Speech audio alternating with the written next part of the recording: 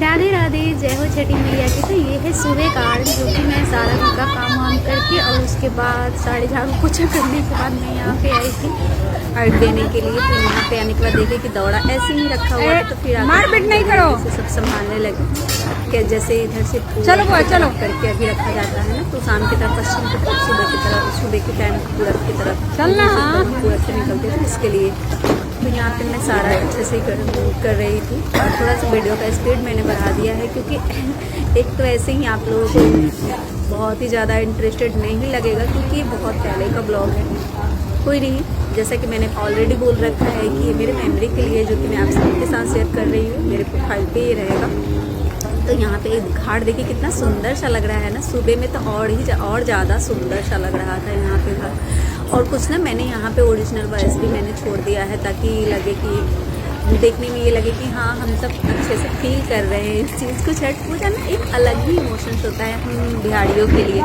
छठ पूजा ऐसा लगता है नहीं कि जैसे छठ पूजा जब आता है ना, लगता है कि जैसे हमारे घर में ना बेटी की शादी हो रही है। जैसे एक ना, जब भी घर में शादियाँ होती है ना, तो चाहे आप कितना भी कर लो, कुछ ना कुछ बचा हुआ रहता है। वैसे ही छठ पूजा में, छठ पूजा के दिन तक कुछ ना कुछ बचा हुआ रहता है और लोग मार्केट दौड़ते रहते हैं। तो छठ पूजा मुझे लगता है कि एक अलग ही है। छठ पूजा के जैसा मुझे कोई भी और फेस्टिवल नहीं लगता। ऐसा नहीं, मैं हर फेस्टिवल को अच्छे से सेलिब्रेट करती हूँ, अच्छे से मनाती हूँ, लेकिन एक छठ पूजा ना एक अलग ही है। छठ पूजा नहीं, एक इमोशन है हम सबका, हम बिहारियों का खास करके। अब तो हालांकि बहुत जगह छठ पूजा लोग करने लगे हैं। तो यहाँ पे थोड़ा सा वीडियो का स्पीड जो है मैंने बढ़ा दिया था, और थोड़ा उसके बाद यहाँ पे देख सकते सुबह के टाइम इतना अच्छा लग रहा था, इतना ठंडा सा मौसम था, फिर भी इतना अच्छा। और पता है इधर देखिए, ये पानी कंटिन्यू गिर रहा था ना, तो थोड़ा पानी जो था ना वो गर्म भी था, क्योंकि मॉर्निंग में तो वैसे भी ठंडी लगती है, लेकिन यहाँ पे सॉल वगैरह के बिना ही हम खड़े हो गए थे, क्योंकि नहाने के बाद तो वैसे भी देह भीग जाता है ना, तो पूरा बॉडी तो ऐसे ही भीगा हुआ था। तो फिर हम यहाँ पे ऐसे ही खड़े हो गए थे। अब जो है ना वो आप लोगों के साथ जो मैं शेयर करने वाली हूँ, इसके बाद शायद मैं प्रसाद कहाँ लेके गई थी वो शेयर करूँगी, या फिर उसके बाद शादी से रिलेटेड वीडियो है वो सब आप लोगों के साथ में शेयर कर दूँगी। और उसके बाद जो है वो मेरा फ़ोन जो है वो बिल्कुल क्लियर हो जाएगा, साफ हो जाएगा। ऑलरेडी इतना स्टोरेज फुल हो गया है ना मेरे फ़ोन में कि मैं क्या ही चलो हटो। पता नहीं ये खुद ही फेसबुक ऐसे कर रहा है या क्या कर रहा है, मुझे खुद ही समझ में नहीं आ रहा है, क्योंकि हम वीडियो जो भी डालते हैं ना वो ऑलरेडी रील्स में भी चला जा रहा है, और पार्ट 1 पार्ट 2 पार्ट 3 करके ऐसे करके चला जा रहा है। अगर आप लोगों के साथ भी ऐसा हो रहा है तो प्लीज़ मुझे कमेंट में बताइएगा, या फिर मेरे साथ भी ऐसा हो रहा था। यहाँ पे शायद मैं कुछ बातें कर रही थी, कुछ स्मार्ट के लिए मुझे उतना आइडिया नहीं था, तो उसके लिए कोई कह रहा था कि पानी में डाल दिया जाता है। मेरे को याद है कि हम लोग के यहाँ ना शायद एक पानी में डाला जाता है, एक लेके जाया जाता है, उसी को बच्चे जो है वो तोड़ते हैं, या फिर हस्बैंड, पता नहीं यहाँ पे क्या था, तो हम लोगों ने दोनों ही पानी में डाल दिया था यहाँ पे।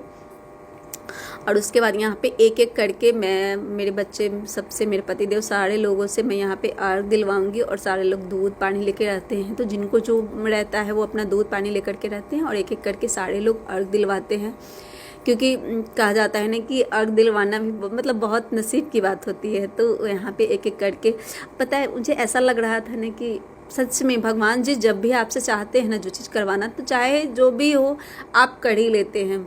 और इस बार छठ पूजा करने का ना कोई मतलब ऐसा होता नहीं कि पहले से आप सोच रखे होते, तो पहले से बहुत सारी तैयारी करके रखते, कुछ भी ऐसा नहीं था। एक सडन भगवान जी को लेना था, तो बस भगवान जी ने ले लिए। छठ पूजा यहाँ पे मैं कर रही, और मुझे बहुत ही अच्छा लग रहा था। यहाँ पे जब मैं छठ पूजा कर रही थी ना, तो मुझे किसी का कहा हुआ बात याद आ रहा था।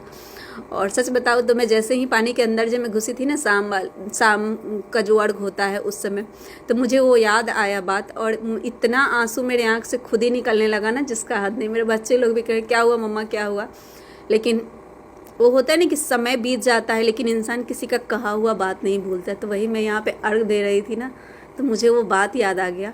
लेकिन खैर छोड़िए, कोई नहीं, मैं वैसे भी किसी के बात पर उतना ध्यान भी नहीं देती हूँ, क्योंकि पता है आप उसी के बात पे ध्यान, जो आपके अपने हैं, जो आपके लिए अच्छा सोचते हैं, जो आपके अपने ही नहीं, जो आपके लिए अच्छा ही नहीं कभी सोचते, उनके बारे पे मतलब उनके लिए ध्यान दे करके ना, अगर आप देते हो ना उनके बात पे, या फिर उनके बारे में सोचते हो, तो पता है आप अपनी फैमिली से, जो आपके चाहने वाले हैं ना, उनसे आप बेईमानी करते हो। तो उनके बारे में तो बिल्कुल भी नहीं सोचना चाहिए, चाहे वो कोई भी हो।